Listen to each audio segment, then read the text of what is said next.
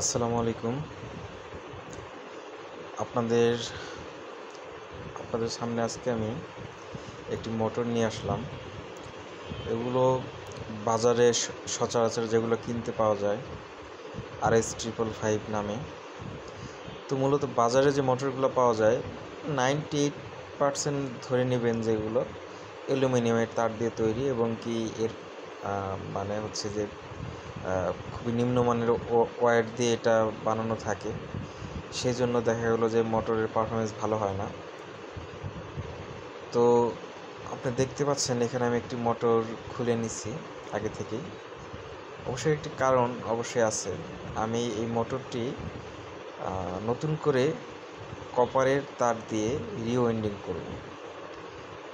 তো এই ভিডিওটি দেখলে আপনারা বুঝতে পারবেন যে কিভাবে একটি বাজারে একটা যে অ্যালুমিনিয়ামের তার দিয়ে যে মোটরগুলো তৈরি থাকে, ওই মোটরগুলো আপনি চাইলেই ভালো একটি পারফরমেন্স পেতে পারবেন একটু কষ্ট করলেই, এবং খুবই ভালো একটি পারফরমেন্স পাবেন। হচ্ছে যদি আপনি প্রপারলি রিওয়াইন্ডিং করতে পারেন, প্রপার তার দিয়ে, প্রপার প্যাচ সংখ্যা দিয়ে, তাহলে আপনার চার্জিং ব্যাকআপও যেরকম বাড়বে মোটর থেকে। চার্জিং ব্যাকআপ বলতে হচ্ছে আপনার মোটর কম এম্পিয়ার নেবে, কারণ যেহেতু আপনি ভালো ওয়্যার ইউজ করবেন, তো এর লসটা অনেকটাই কমে যাবে। প্লাস মোটরের শক্তি, গতি দুটোই বৃদ্ধি পাবে। তো দেখতে পাচ্ছেন আমরা এখানে কিভাবে তারটি পেঁচাচ্ছি। আসলে এখানে বলার কিছু নাই, আপনারা যদি পুরো ভিডিওটা প্রথম থেকে দেখেন শেষ পর্যন্ত মনোযোগ সহকারে, আশা করি আপনারা নিজেরাই এটা করতে পারবেন বাসায়। আপনারা যারা টুকটাক এই ধরনের কাজ করেন তাদের জন্য এই জিনিসটা খুব কঠিন একটা কাজ না। তো আশা করি আপনারা এভাবে কাজটা করলে ভালো একটা রেজাল্ট পাবেন আপনাদের মোটর থেকে। তো চেষ্টা করুন বাজার থেকে একটু দাম দিয়ে মোটর কেনার, কারণ একটু দামি মোটরগুলো যদি দেখে কিনতে পারেন তাহলে এর আর্মেচারগুলো একটু বড় হয়। তো আর্মেচার বড় হলে আপনি যদি প্রপারলি রিওয়াইন্ডিং করলে কপারের তার দিয়ে, তখন ভালো একটি পারফরমেন্স পাওয়া যায় আর কি মোটর থেকে। তো আমাদের এই মোটরটি মূলত 6 ভোল্টের, তবে আমরা এটা আসলেও চালাবো 8.4 ভোল্ট, মানে লিথিয়াম আয়ন ব্যাটারি দুটো সিরিজ করলে আমার ফুল চার্জ 8.4 ভোল্ট হয়। তো 8.4 ভোল্টে ভালো একটি স্পিড পাওয়ার জন্য আমি ওইভাবে একটু রিওয়াইন্ডিং করব।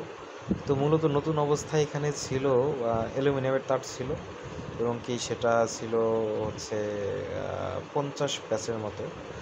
তো আমি এখানে কি করব, এখানে আমি একটু প্যাচ সংখ্যা বাড়িয়ে দেব,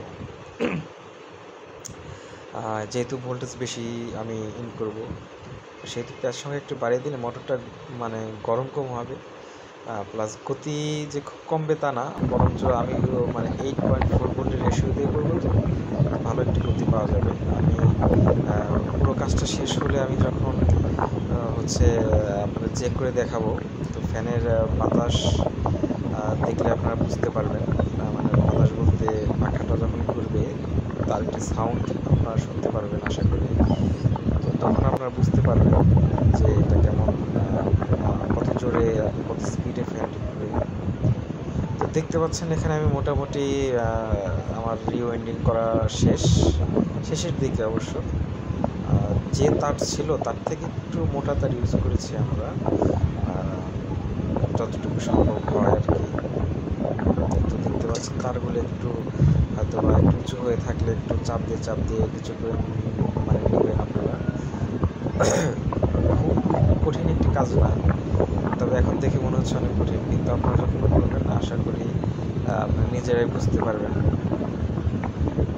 তো এখানে করার শেষের দিকে আপনারা এই ধরনের ভিডিও রেগুলার দেখতে চাইলে আমাদের চ্যানেলটি সাবস্ক্রাইব করবেন, কমেন্ট করবেন, শেয়ার করবেন, কারণ আপনারা যদি আমাদের পাশে না থাকেন আপনাদের তো এই ধরনের ভিডিও কখনো দিতে পারবো না। কারণ আমাদের উৎসাহটা আসে মূলত ভিডিওর ভিউ থেকে, সাবস্ক্রাইব থেকে। তো এই জিনিসগুলো আপনি একটু কষ্ট করবেন, আশা করি আপনাদের জন্য খুবই ভালো ভিডিও নিয়ে আসবো। যে ভিডিওগুলো প্রয়োজনীয় ভিডিও, যে মানে আপনার ভাবি কিন্তু আমরা করতে পারি না, এই ধরনের ভিডিওগুলো আপনাদের শেয়ার করার চেষ্টা করব এবং সামনে আরও ভালো ভালো আপনাদের খুবই কাজে আসবে এমন এমন ভিডিও আমরা নিয়ে আসবো আশা করি, যদি আপনারা পাশে থাকেন। এটাই হচ্ছে মূল কথা।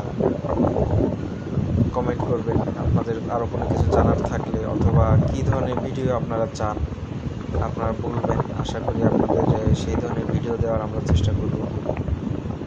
তো এখানে দেখতে পাচ্ছেন আসলে আমার যে এখানে উইন্ডিং করার যে প্রসেসটা নিয়ে আসলে আমি বিস্তারিত বলতে চাচ্ছি না, এই জন্য যে এগুলো আপনারা ভিডিওটা দেখলেই বুঝতে পারবেন। এখানে আসলে বলার মতো তেমন কিছু নাই। তো মোটামুটি আমাদের শেষের দিকে, আর হচ্ছে ভিডিওটা যেন বড় না হয়, মাঝখান থেকে আমি অনেক অংশ কেটে দিয়েছি, প্লাস মোটর খোলা এবং কি মোটরটা যে আমরা সেট করব সেটাও আমরা দেখাই, কারণ একটি মোটর খোলা এবং রিউইন্ডিং করার পর সেট করা, এটা আসলে আপনারা যারা এই ধরনের কাজ টুকটাক করেন আপনাদের জন্য আমার কঠিন কোনো কাজ না। তো এটা দেখে খামাখা ভিডিও মানে বড় করে আপনাদের বিরক্ত করতে চাই না, এই জন্য মানে আমরা এই দুটো জিনিস দেখাবো না আপনাদের। মোটরটা আগে থেকে খুলে নিয়েছি সেটা আপনাদের দেখাইছি। তো দেখা যাক এটাতে মোটর রিউইন্ডিং শেষের দিকে। মানে বিষয়টা হচ্ছে কি, মানে তামার ওয়্যার দিয়ে প্রপারলি উইন্ডিং করে আর্মেচারটা, অথবা আর্মেচার বলেন রোটর বলেন যেটাই বলেন, মানে অনেক সুন্দর লাগে দেখতে। মানে এটা থাকে না, একটা ফিল আসে। যারা আসলে এই ধরনের কাজ করেন, যারা এই ধরনের কাজে মানে যারা ভালোবাসেন, তারা জিনিসটা বুঝতে পারবেন, রিলেট করতে পারবেন। আবার অনেকের কাছে এই জিনিসটা খুবই ফালতু জিনিস মনে হবে। অনেকে বলবে যে খাজনার থেকে বাজনা বেশি, এত কষ্ট করার কী দরকার। হ্যাঁ ভাই, এত কষ্ট করার কোনো দরকার নেই, কিন্তু আপনারা যখন নিজেই কাজটা করে যখন ভালো একটি পারফরমেন্স পাবেন না, তখন ভাই নিজের মধ্যে একটা আত্মতুষ্টি কাজ করবে যে আপনি নিজেই কাজটা করছেন এবং অনেক দিন ধরে আপনি ভালো একটি সার্ভিস পাচ্ছেন ওটা মোটর থেকে।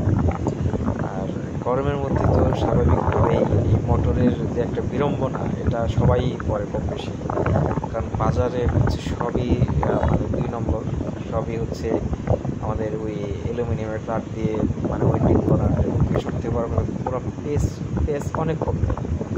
পেস কম দেওয়ার জন্য কী হয়, যে মোটরটা প্রথমে খুব স্পিডে ঘুরে, কিন্তু স্পিডে ঘুরলেও খুব প্রচণ্ড গরম হয় এবং কি প্রচণ্ড বেশি এম্পিয়ার ব্যাটারি থেকে নেয়। তার কারণে ব্যাটারি তাড়াতাড়ি নষ্ট হয়, ব্যাটারির ব্যাকআপ কম পাওয়া যায়, মোটর গরম হয়ে যায়, মোটর গরম হয়ে পাখা গরম হয়ে বের হয়ে যায়, ছুটে যায়, অনেক ধরনের ঘটনা ঘটে। তো কী দরকার ভাই, একটু কষ্ট করলে যদি মানে ভালো একটি পারফরমেন্স পান মোটর থেকে, খারাপ তো কিছু না, তাই না? কাজ করলেন, নিজেরও ভালো লাগলো। যারা কাজ করেন আর কি, আর যারা করেন না তাদের হিসাব তো অন্যরকম, তাদের সাথে তো কথা বলে কোনো লাভ নেই। তো এই হচ্ছে বিষয়। তো দেখুন আপনার আমাদের কাজটা মোটামুটি শেষের দিকে, শেষ হলে আমরা এটা টেস্ট করব। টেস্ট করলে আপনারা বুঝতে পারবেন যে স্পিড মানে কত বেশি।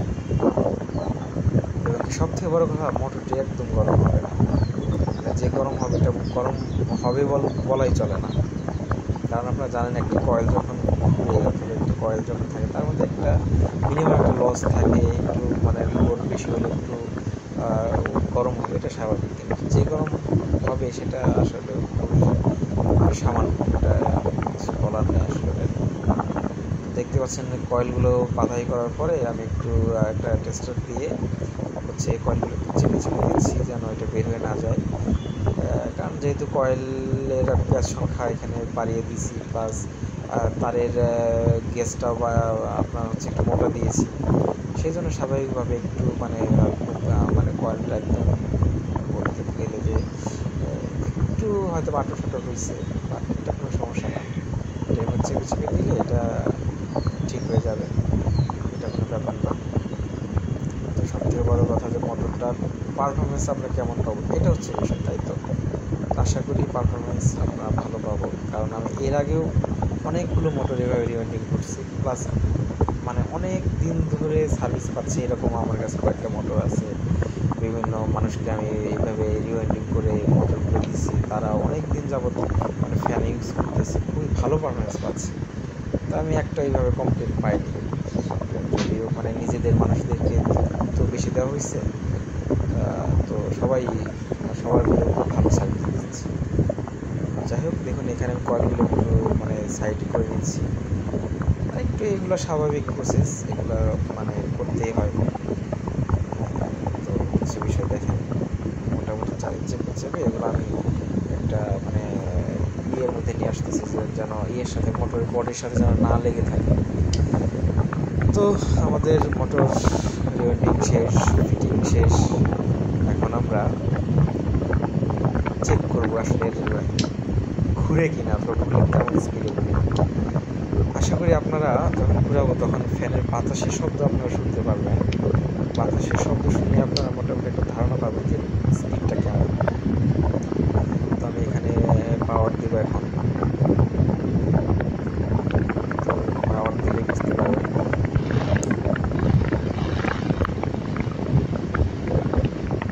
বাতাসের শব্দটা শুনুন।